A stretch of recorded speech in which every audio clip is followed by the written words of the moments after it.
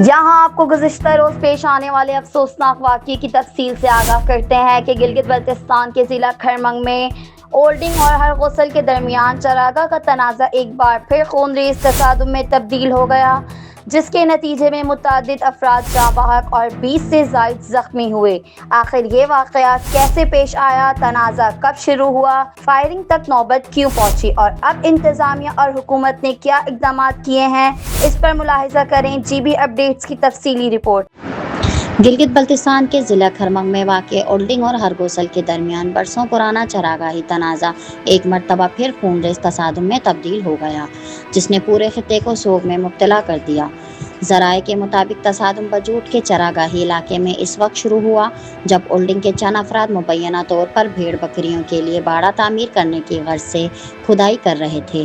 بتایا جاتا ہے کہ ہرگوسل کے بعض افراد نے انہیں اس مقام پر تعمیراتی نہ کرنے کی تنبیہ کی، تاہم کام جاری رہنے پر دونوں جانب کشیدگی برتی گئی، جو دیکھتے ہی دیکھتے مسئلہ تصادم میں تبدیل ہو گئی۔ شدید فائرنگ کے نتیجے میں ابتدائی اطلاعات کے مطابق 3 افراد موقع پر جاں بحق ہوئے، تاہم بعد ازاں مقامی ذرائع کے ہلاکتوں کی تعداد 4 ہونے کی بھی اطلاع دی۔ جاں بحق افراد کا تعلق اولڈنگ سے بتایا جا رہا ہے، جبکہ 20 سے زائد افراد زخمی ہوئے، جن میں متعدد کی حالت تشویشناک بتائی جاتی ہے۔ زخمیوں کو فوری طور پر سول ہسپتال تولتی منتقل کیا گیا، جہاں طبی عملے نے ہنگامی بنیادوں پر علاج شروع کیا۔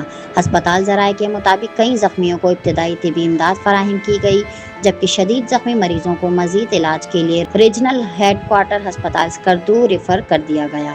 ریجنل ہیڈ کوارٹر ہسپتال سکردو میں واقعے کی اطلاع ملتے ہی میڈیکل سپرنٹنڈنٹ ڈاکٹر آصف رضا نے ہائی الرٹ نافذ کر دیا۔ تمام آن کال کنسلٹنٹ، سرجن، نرسنگ اور پری میڈیکل عملے کو فوری طلب کیا گیا۔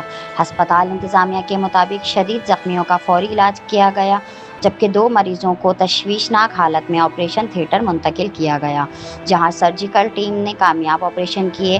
ایک مریض کو بعد ازاں انتہائی نگہداشت یونٹ ICU منتقل کر دیا گیا۔ واقعے کے فوراً بعد commissioner Baltistan division, DIG police اور ڈپٹی کمشنر کھرمنگ موقع پر پہنچ گئے اور صورتحال کا جائزہ لیا۔ پولیس اور ضلع انتظامیہ نے علاقے میں اضافی نفری تعینات کرتے ہوئے امن و امان بحال رکھنے کے لیے اقدامات شروع کر دیے، جبکہ واقعے میں ملوث افراد کی تلاش بھی جاری ہے۔ ادھر وزیر اعلیٰ گلگت بلتستان امجد حسین ایڈوکیٹ نے واقعے کا سخت نوٹس لیتے ہوئے قیمتی انسانی جانوں کے ضیاع پر گہرے دکھ اور افسوس کا اظہار کیا۔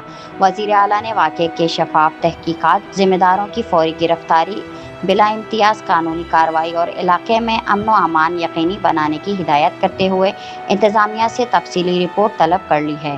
ان کا کہنا تھا کہ قانون کو ہاتھ میں لینے والے کے ساتھ کوئی رعایت نہیں برتی جائے گی۔